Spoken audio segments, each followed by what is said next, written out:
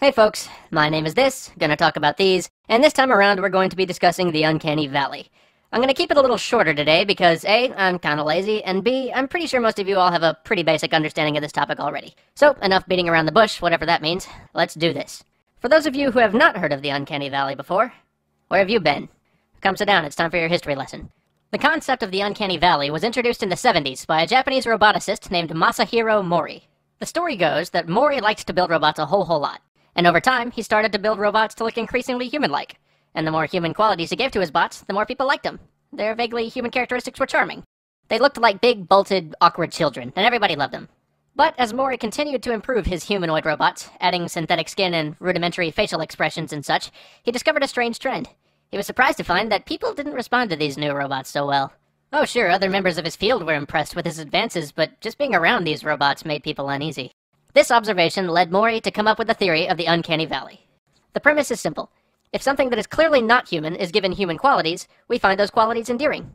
But give it too many human characteristics and it starts looking like an imperfect simulation, which we find kind of disquieting, or even revolting. But once you get past that and make the object look and act almost like a perfect human again, we start to... You know what? Hang on, I brought a chart. Where did I put the... here we go. This graph depicts the Uncanny Valley theory. It shows the relationship between how human something looks and how much we like it. Let's start at the beginning of the curve. At this point, the object isn't human-looking at all, and people respond to it with a big meh.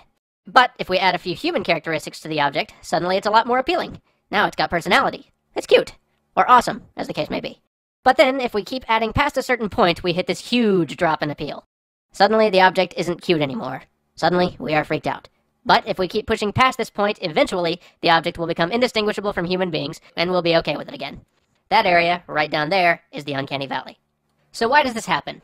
The idea is that if an object is clearly not human, then its human-like characteristics will stand out and appeal to us. But if the object is almost, but not quite human, its non-human characteristics are all we're gonna see. We know what a human looks like. We see him every day. So when something is off, we know it, and it's unsettling. But I am here to talk about these, so now that we're all on the same page, let's steer this sucker back on topic. What does this all mean for games? 3D artists and animators have been fighting the Uncanny Valley for some time now, and they made some serious progress, but the battle's not over yet. Graphically, modern games have advanced to the point that we're going to have to start seriously addressing this problem too. So what are our options?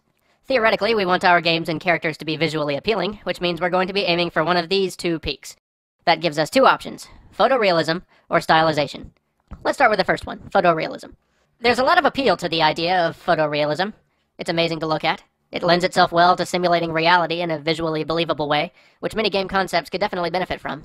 But technologically, we aren't quite there yet, and it shows. One of the main problems with aiming for photorealism is just how easy it is to screw up.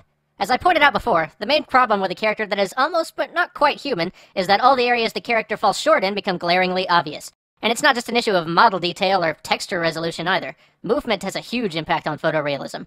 Think of all the times you've seen a beautiful screenshot from a game and thought, good God, this is going to be incredible. And then you see the game in motion and it all just falls apart. There are a host of other factors that can compromise the humanity of a character. Flat voice acting, subpar animation, lame acting and performance, but smartass. Even environment interaction. I've seen a gamer play a hyper-realistic game, get stuck on geometry, and say, what the hell, this is stupid, I never get stuck on that. And then play a Mario game and have the same thing happen without it bothering him at all. My point is, there are so many layers of detail required to create a completely believable human. If just a few details are missing or off, then the whole thing tumbles backward into the valley and all that hard work is for naught. The fight to create believable human characters is a huge money sink, and it's a very easy battle to lose. You remember that Final Fantasy movie, Spirits Within? Square tried to create a film with photorealistic CG human characters, and it did look pretty cool, but remember how awkward and vaguely inhuman the characters seemed? Now think about Pixar's The Incredibles. Even though they're clearly stylized, caricatures of humans really, they look more lifelike than anybody in Square's ill-fated picture. On that note, let's have a look at our second option, stylization. Go ahead and make a quick mental list of your favorite video game characters. Just the first 5 that pop into your mind. I'll wait. No, I won't wait. Let's just look at a few well-known characters. Let's say Mario, Master Chief, and some Final Fantasy people. These guys are some of the most recognizable characters in gaming. All extremely appealing, not one of them photorealistic. They're clearly not human, so their human characteristics stand out. That's what makes Mario so cute and funny. Master Chief so stalwart and heroic. And Final Fantasy characters so earnest and expressive. Those are their most human characteristics. We don't expect them to move perfectly, or react to danger like we would, or when they get stuck on a 2-foot wall, we're willing to excuse it as an annoying idiosyncrasy of the medium rather than being completely torn out of the experience. The beauty of sticking with this side of the valley is how open it is to aesthetic variety. You can go for any look you want to. Cell shading, you can try a painterly style, keep it simple, go cartoony with it, 50 illustrations. The number of style possibilities are endless.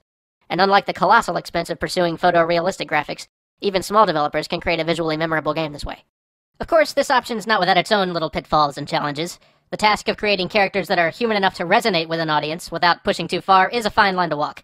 And for games that thrive on a feel of simulation, a stylized look could undermine the authenticity of the experience. Plus, if you... Wait, how long have I gone? 6 minutes, man. Wrap it up. Alright, so much for keeping this short. Let's reel this thing in, huh? As I see it, if we want to dodge the valley, we have two options when creating game worlds and characters. One, we can strive for photorealistic models and try to increase fidelity by removing glitches, smoothing out animation, perfecting voice acting, and pretty much ironing out every last kink. Or, two, we can try and perfect the craft of exemplifying human characteristics in non-human characters. I don't think there's really a wrong answer to this problem. I don't think pouring money into our graphics is a bad thing. That's the only way we're going to keep pushing the limits of the realism we can achieve, and one day maybe see what the other side of the valley holds. But it's important to remember that graphical fidelity does not equal human fidelity. The graphics whore in me is as eager as anybody to see the first believable photorealistic character in motion. Just don't forget how green the grass can be on this side of the valley. You may have noticed, it's very brown looking over there.